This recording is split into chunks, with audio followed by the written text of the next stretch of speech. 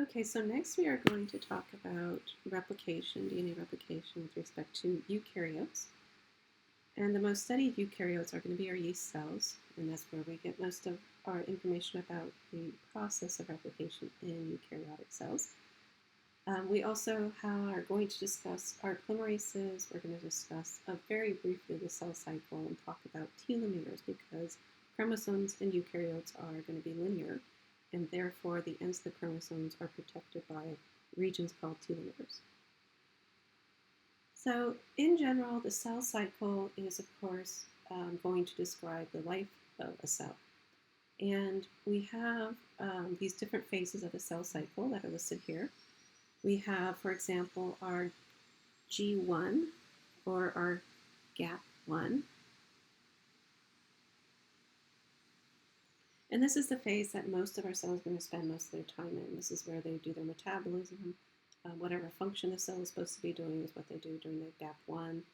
If a cell is going to spend a large amount of time in the GAP1 phase, this is often called the G0, or the G0 equals GAP0.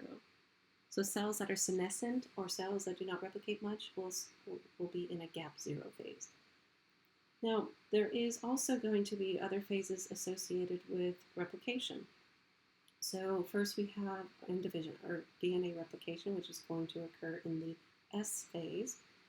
And so in the S phase, you are going to have the replication of the DNA. You're going to have the nucleosomes disassemble. You're going to have a replication fork be formed. And then you're going to have histones, your topoisomerases, and your DNA is going to be replicated. And then during the third phase, which is the GAP2 phase, which is that G2 phase, this is where you're going to prepare to divide. So this is where you're going to get your microtubules, your spindle formation, and then your cell is going to move into the M phase for mitosis or cell division. After mitosis, your cell is going to go back to that GAP1 phase. And again, depending on the type of cell, it's going to spend either a short amount of time or a long amount of time in that G1 phase. So DNA replication is going to be closely associated with our cell cycle. Now, the replication of our DNA in eukaryotes is different than prokaryotes. Our replication is going to be much slower. So it's going to be about 1/20th of our prokaryotes.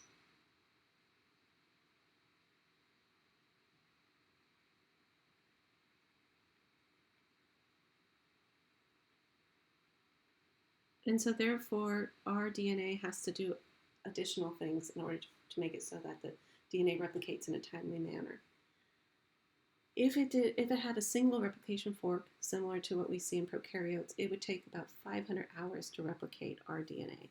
And so what is our DNA? The eukaryotes have multiple origins of replication.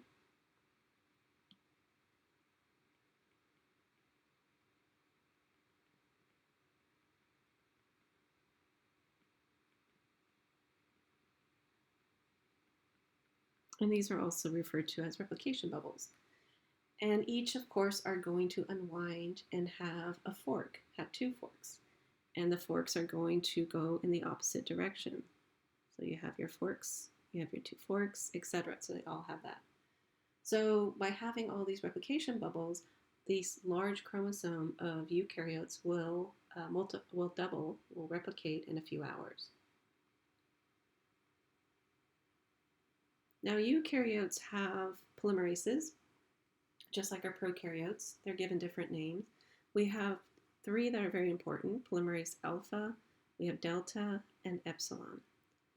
So DNA polymerase alpha is going to be important for replacing those short RNA primers on the lagging strand, those Okazaki fragments. And what's important to note about alpha is alpha has no proofreading. So that's different than our prokaryotes. Our prokaryotes, all the polymerases had some form of proofreading. But in our eukaryotes, because we have many different polymerases and they're not all listed here, alpha has no proofreading. Now our delta is going to be involved in replicating our leading and lagging strands. So it does both leading and lagging strands. And this is going to have primase activity and polymerization activity. And our epsilon is involved in our leading strand synthesis as well as a major part of DNA repair. So DNA has to have access to a 3' hydroxide group to attach an incoming 5' phosphate. And so in our replication, the 3' hydroxide group is going to be supplied by the RNA primer, and this is synthesized by the primase complex. So the primase complex is really to give our DNA polymerase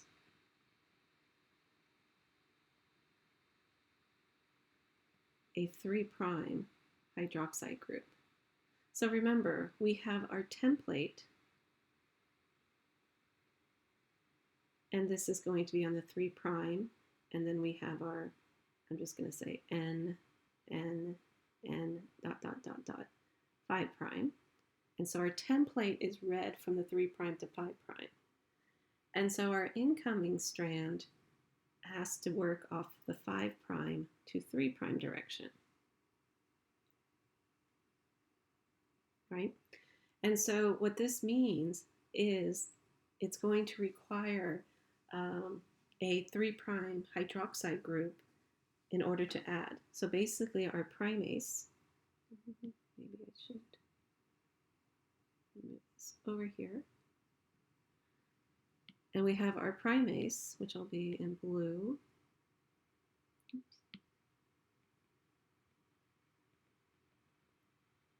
Our primase is going to add a base. So we'll have an N, which will have a 5' carbon here and a 3' OH here. There's a 3. And I'll add another N. And again, a 5' carbon here attaching to the 3', and 3' OH here. And then your DNA polymerase can come in with its N and a 5' here and a 3' OH, and it will continue. So the primase complex is really to lay down those first few bases, and they are, of course, going to be RNA, so they're going to eventually have to be replaced, and that will be the job of our polymerase alpha. But it's to lay down those first few nucleotides so that your DNA polymerase can then move in and start adding deoxynucleotides. Now, the primase complex is going to be made up of many proteins. Some of them are shown here. We have our primase protein 5849. We have accessory for our DNA polymerase alpha, which is primase 68. And then, of course, polymerase alpha is going to be the catalytic unit that's going to replace the RNA primers with DNA. So altogether, these are all going to make DNA polymerase alpha complex. So the DNA polymerase alpha is made up of partially the primase complex.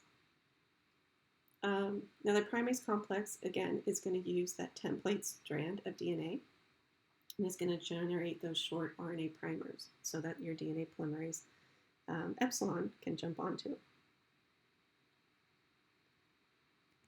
So now you have here a pre-replication complex, which is going to be required similar to what we saw in our prokaryotes. And we're going to have similar proteins involved. We're going to have our helicase that is going to unwind, and then we're going to have our topoisomerase, which is going to help to relieve the stress in the overwind section that follows helicase. Because the stress of unwinding has to move somewhere, and it's going to go to the adjacent base pairs, and topoisomerases are going to help to relieve that stress. And so before your polymerase delta and epsilon are going to be able to bind and replicate, you're going to, of course, have the primase, which is associated with that polymerase alpha, produce the RNA primer. So you're always going to have the RNA primer laid down, which is shown here. In the leading strand, you're going to have one RNA primer, and then your polymerase is going to be able to jump on and continuously replicate this strand. In your lagging strand, your Okazaki fragments, you're going to have many RNA primers that are going to have to be laid down over and over again. And these, of course, will then have to be filled in by your DNA polymerase. And your DNA polymerase can do that. The Okazaki fragments are going to be initiated by polymerase alpha with that primase activity, and then your delta is going to continue to build that strand until it reaches the next primase, and it'll fall off and then jump back on again. Now, our RNA primer will eventually be removed by an endonuclease.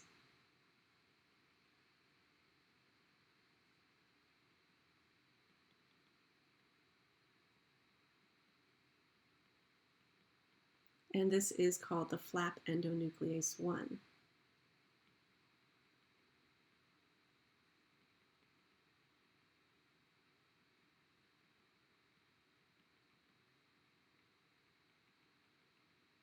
And then your RNase H is going to fill in the gap.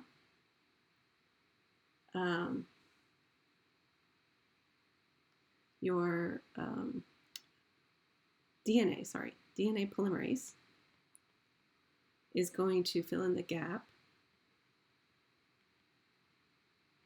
And then your DNA ligase, similar to our prokaryotes, is going to join the bases together at that point. Pol delta and epsilon also have 3' to 5' exonuclease activity.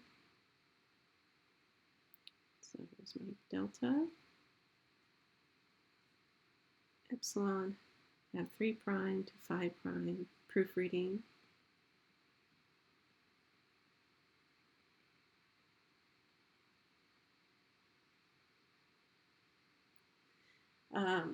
Pol alpha again does not. So there is a very high fidelity associated with pol delta and pol epsilon. And there is only one error.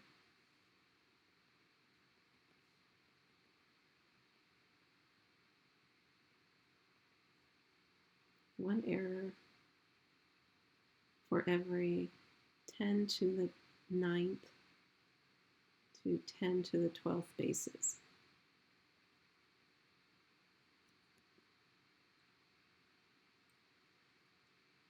Now, the activities of our DNA polymerases, of course, the first one is the main activity,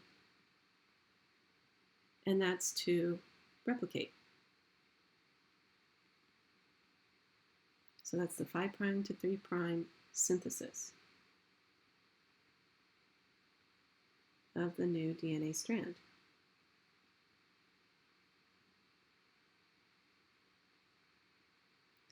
And then they also have a role in repair. So you're going to have a 5' to 3' exonuclease activity. And this is going to also be involved in removal of the RNA primer.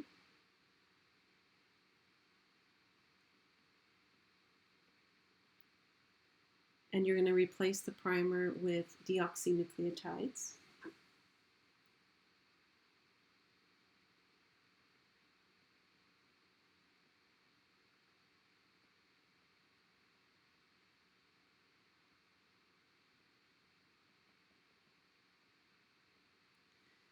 And you're also going to be proofreading.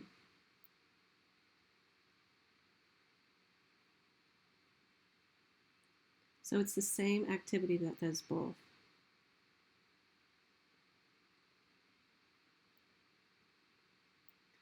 You also are going to have a 3' to 5' exonuclease activity.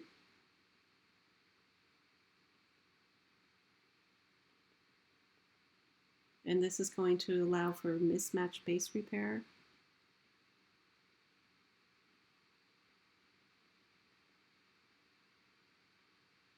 And it's also going to be the proofreading repair.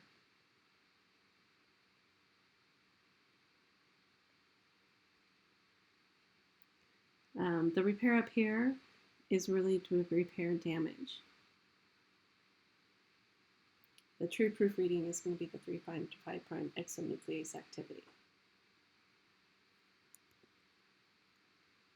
Now the next thing we have to discuss with respect to our eukaryotes is that we have our telomeres. So telomeres are going to be structures at the ends of the chromosomes, and they are made up of repeated DNAs. And you can think of this as repeated sequences of DNA with nucleoproteins, and this is going to make sort of a cap.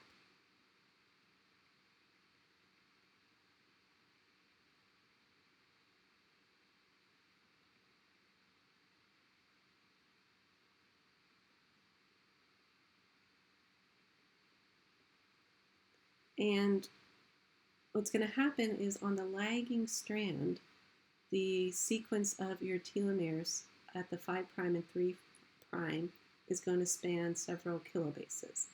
So we have our lagging strand.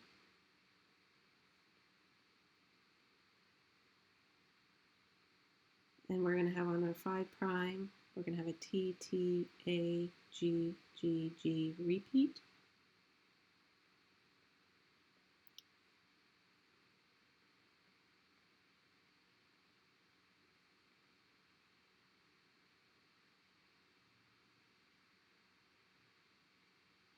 Of several kilobases. And this is going to protect the ends from our exonucleated activity. When you reach the telomeres, this is really going to signal the end of your replication. So a problem with the lagging strand is that either the primase cannot lay the primer at the end, or the RNA at the end is going to be degraded. And so you get a new strand that's shorter at the 5' end with a 3' overhang. And so this is going to require telomerase activity at the lagging ends. Now, telomerase is a complex and is made up of proteins. It has RNA that is complementary to the repeats of the telomere, which is the AAUCCC, which is going to be complementary to the telomere. It also has a reverse transcriptase activity, so that's important. Oops. So reverse transcriptase activity, and this is what's going to be able to extend the 3' end of the lagging strand. So the 3' end of the lagging strand is going to be RNA as a template, and our DNA polymerases cannot add to that 3' end. And so it's going to require telomerase with its reverse transcriptase activity in order to add to that end. So the RNA sequence of telomerase is going to form a duplex with that lagging strand, and then that lagging strand is a primer for the reverse transcriptase activity. So what is reverse transcriptase? So reverse transcriptase is going to be able to make a complementary DNA from an RNA template. So normal polymerase or transcriptase activity is going to be from DNA to RNA. And then reverse transcriptase is going to be RNA to DNA. We have a famous virus that does this, HIV. So HIV has reverse transcriptase activity, but our telomerase has a region within the enzyme that also has this type of activity. So basically, you're going to use the end RNA template that was laid down by that polymerase alpha. So that end RNA template is going to make a copy of DNA. And so this copy of DNA is given that little C here. It's called copy DNA. So our telomerase is able to recognize RNA as a template and be able to build from that a DNA counterpart. And so that's going to be a hybrid RNA copy DNA complex. And then you're going to get degradation of the RNA side, and then you're going to have that complementary DNA.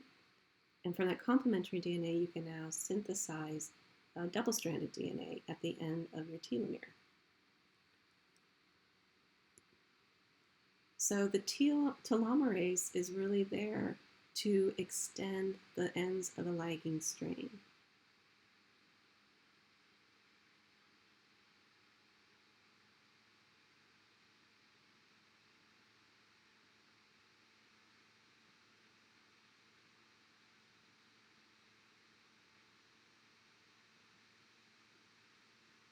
Okay, so after they extend the ends, then your normal DNA polymerase can replicate at the ends. And this is going to help to preserve the length of the chromosomes. And so you can see here that as cells divide, the telomeres shorten. And eventually they're going to hit a region which is going to be coding for proteins. And at this point, your cell is not going to be able to divide anymore and will likely could die as well. So there are implications for telomeres and aging.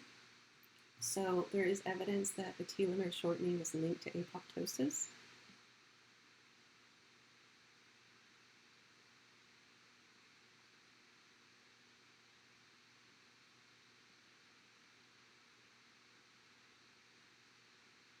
And apoptosis is, of course, programmed cell death.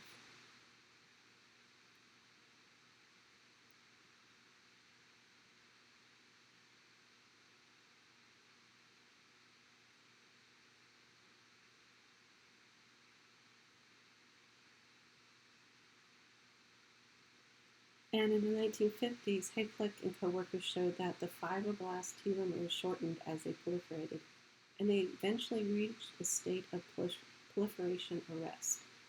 So basically, they had a number of days in culture, and the fibroblast cells would replicate on a hyperbolic curve until it got to a number of replications in which they can no longer replicate.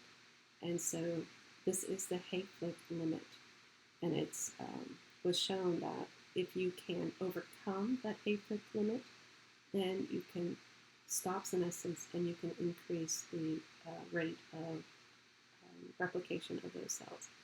And so there is a TERT gene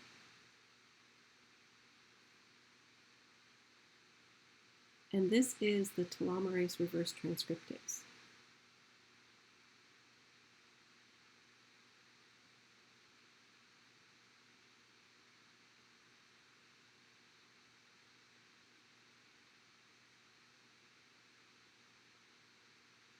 And so what you find is that if you can alter TERT gene expression, you can, in essence, immortalize a cell line.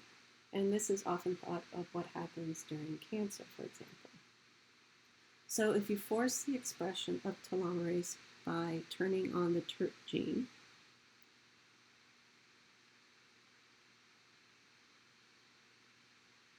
so you activate the TERT gene, and here it shows you activate it, you're now going from a point of senescence to immortalization. So just by activating the telomerase reverse transcriptase activity, you can extend the life of the telomeres and continue to have the population doubling. So this is going to preserve the telomere length.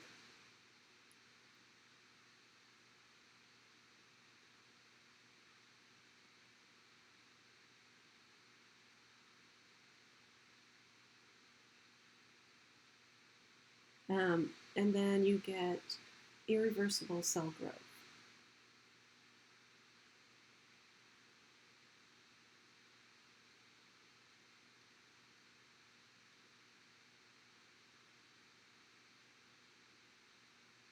Okay, so you also have some controls in your cells.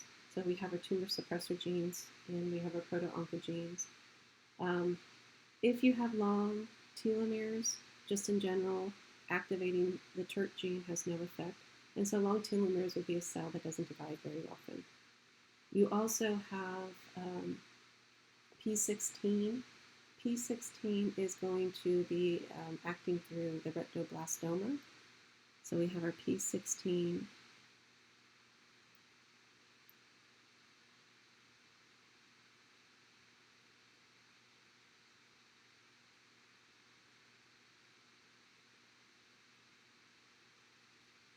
This is the RB, and this is a tumor suppressor.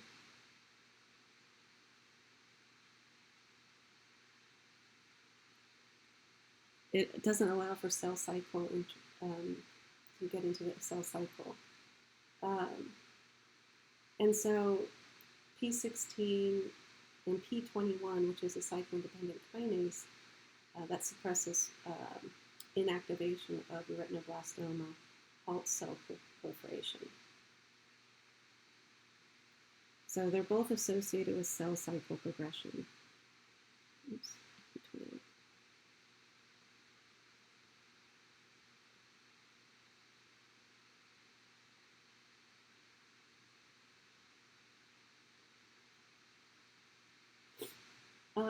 And so basically, when RB is activated, you prevent cell cycle progression, and so you tend to have longer telomeres because your cell isn't replicating. If you are a cell population that replicates to high levels, you will then activate P21, and this is associated with senescence because P21 basically prevents retinoblastoma from becoming inactivated. So one way to think of this is retinoblastoma activated, no replication. It's a tumor suppressor. Retinoblastoma inactivated, replication. So retinoblastoma is one of those genes that's sort of a brake on cell cycle progression. And so as long as it's activated, you're not going to progress, which is in these long telomere cells. But in these shortening cells, retinoblastoma is inactivated until it gets to a point where your telomeres are shortened so much that now you activate another protein called P21, and P21 keeps retinoblastoma activated, so you no longer can replicate, and you go into a period of senescence. Okay, so keep in mind that DNA fidelity is important, and you want to maintain your passage of genetic information from cell to cell. Replication is always going to be semi-conservative, so each strand has an old template strand and a new strand. You are going to have phases of replication, so you're going to have that initiation where you're going to have the points of origin open up with your helicase, your topoisomerase, your primase activity, and then you're going to have elongation in which you are going to replicate your genome. And then there's termination. In eukaryotes, the termination is going to be at the telomeres. That's going to signal termination. Keep in mind, bacteria have a single origin. In your eukaryotes, we have multiple origins of replication. DNA is always 5' to 3'. Doesn't matter if it's continuous or discontinuous. It's always the same way. And then we're going to have polymerases that have proofreading activity. Proofreading is always going to be 3' to 5'. And then, of course, telomeres. Telomeres are going to be important in maintaining the ability of a cell to divide. Once your telomeres run out, your cell goes into a period of senescence.